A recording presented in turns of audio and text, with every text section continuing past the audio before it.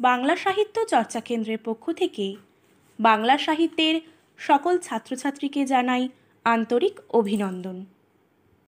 বাংলা সাহিত্য চর্চা কেন্দ্রের পক্ষ থেকে আজকের আলোচ্য বিষয় উত্তরবঙ্গ বিশ্ববিদ্যালয়ের এমএ কোর্সের বাংলা বিষয়ের প্রথম সেমিস্টারের প্রশ্নপত্র।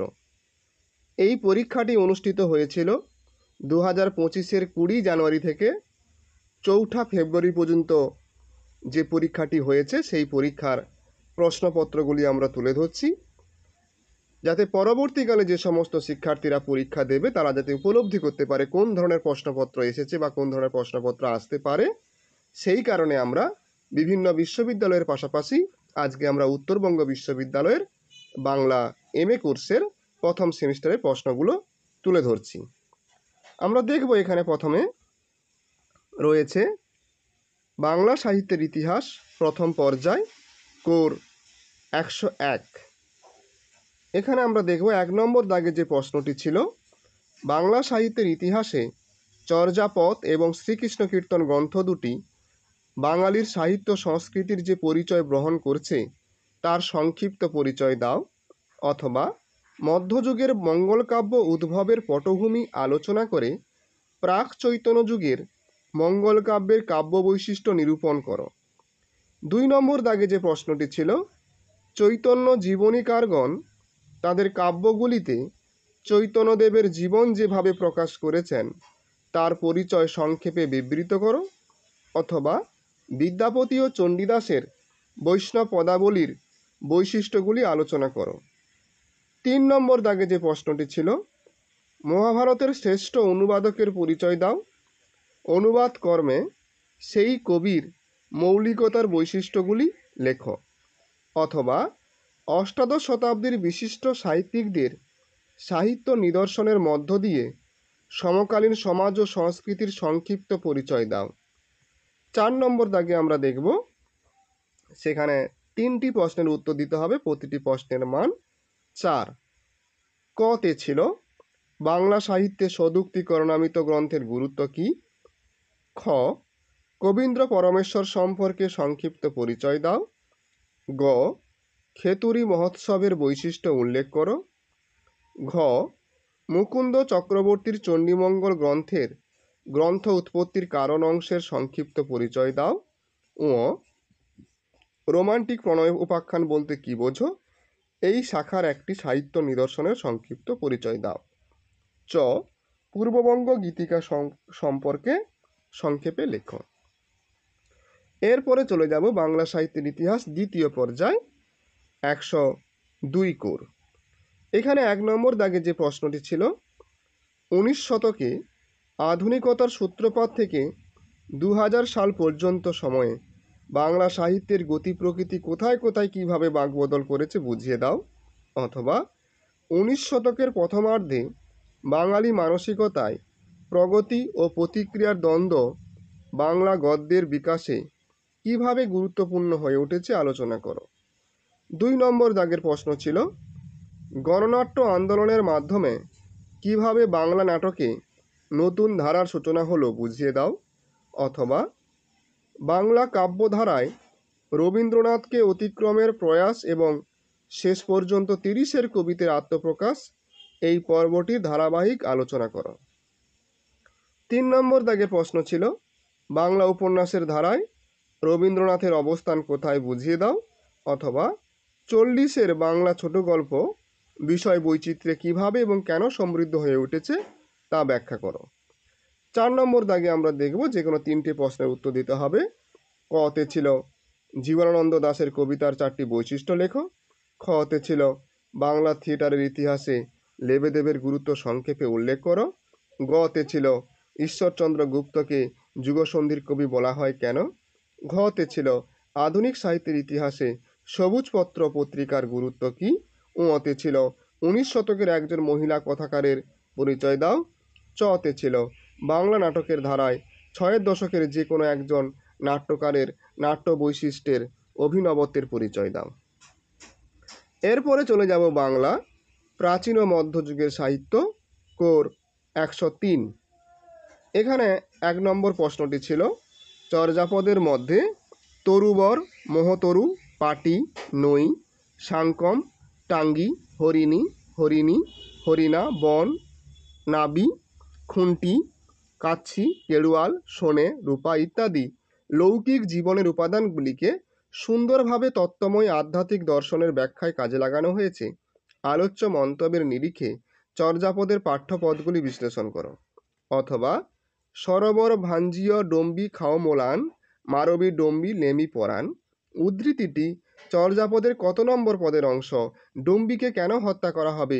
আলোচ্য পদের বাচ্যার্থ গূঢ়ার্থ ব্যাখ্যা করো।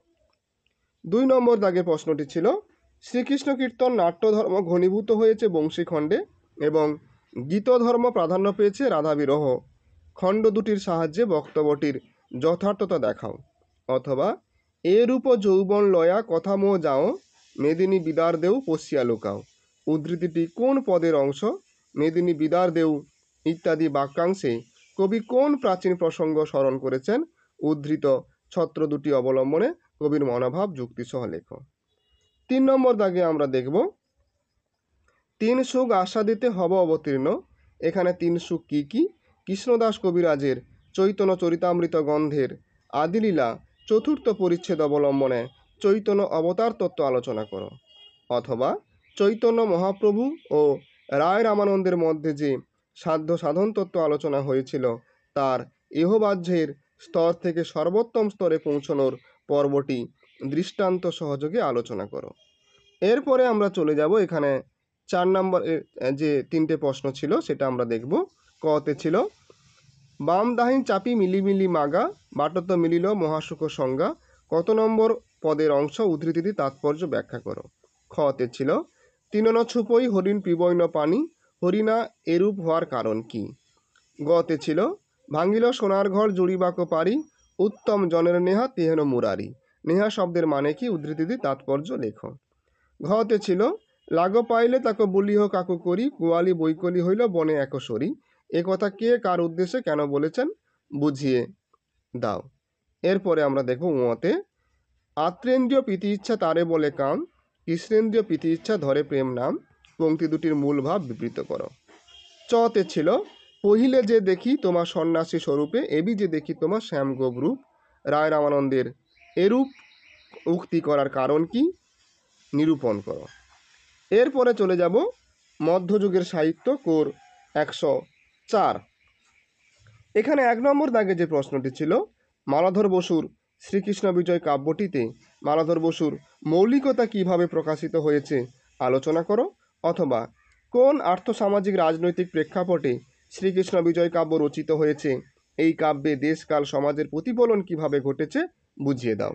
2 নম্বর দাগের প্রশ্নটি ছিল, কবি বৃপদাস পিপলাইয়ের মনসা বিজয় কাব্যের দেবী মনসার দৈবী সত্তার বিশ্লেষণ লক্ষ্য করা যায় মানব গুণাবলীর শিল্পিত সমাবেশ, যেখানে তিনি দেবী হয়ে ওঠেন মানবী।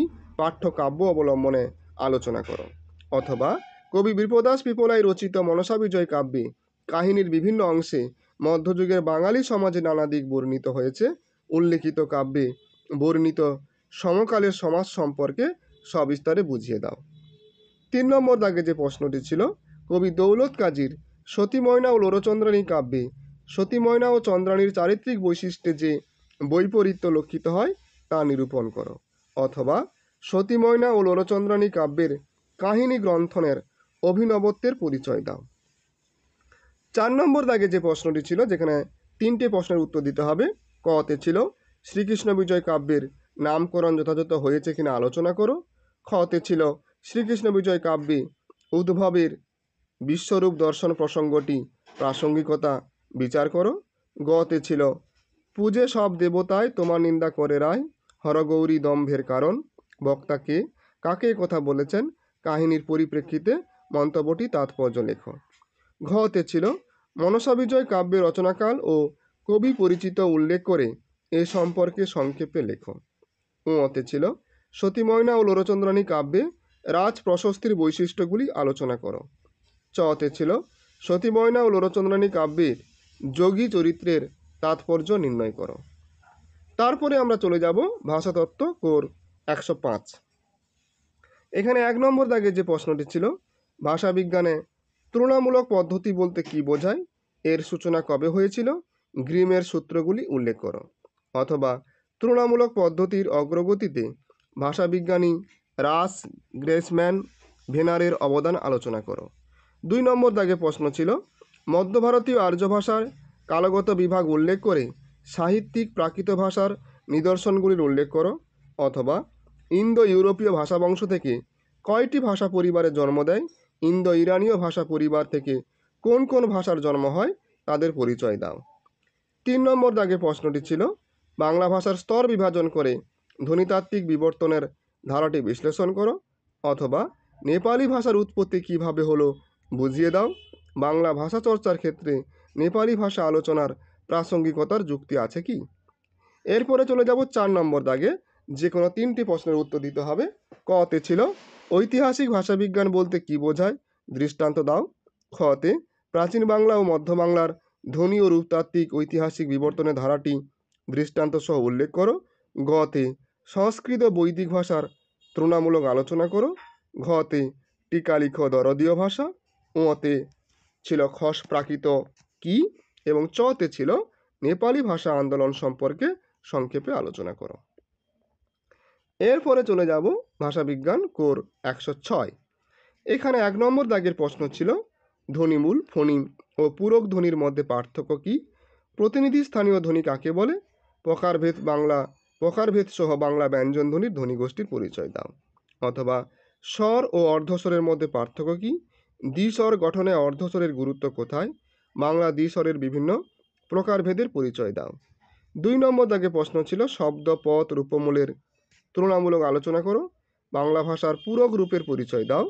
অথবা বর্ণনামূলক ভাষাবিজ্ঞানের নিরিখে বাংলা বিশেষ্য পদের পরিচয় দাও। 3 নম্বর দাগে ছিল, বাংলা বাক্যের বিশ্লেষণে বিশেষ্যগুচ্ছ ও বিশেষণ গুচ্ছের প্রয়োগ বৈচিত্র্য দৃষ্টান্ত সহ বিশ্লেষণ করো। অথবা সংবর্তনী সঞ্জননী ব্যাকরণ বলতে কি বোঝায়? সংবর্তন কত প্রকার, কি কি, দৃষ্টান্ত সহ ব্যাখ্যা করো। তারপরে আমরা দেখব নিম্নলিখিত যে কোনো 3টে প্রশ্নের উত্তর দিতে হবে। কতে ছিল, CV2 এর ব্যাখ্যা দাও। অথবা মৌলিক স্বরধ্বনি ও বাংলা স্বরধ্বনির মধ্যে পার্থক্য কি? গতে ধ্বনিমূলীয় বৈষম্য কি? ঘতে রূপমূলের প্রকারভেদগুলি নিয়ে আলোচনা করো। ওতে অব্যবহৃত উপাদান বিশ্লেষণ IC অ্যানালাইসিস বলতে কি বোঝায়? দৃষ্টান্ত দাও। চতে প্রশ্নবোধক বাক্য ও নাবাচক বাক্য দৃষ্টান্ত সহ সংক্ষেপে আলোচনা করো। এইভাবে বাংলা সাহিত্যের বিভিন্ন আলোচনা UGC নেট সেট, PSC এবং অন্যান্য প্রতিযোগিতামূলক পরীক্ষা এবং অন্যান্য কলেজ বিশ্ববিদ্যালয়ের পরীক্ষার যে প্রশ্ন সেগুলো পেতে হলে আমাদের চ্যানেলটি অবশ্যই সাবস্ক্রাইব করে আমাদের পাশে থাকবেন।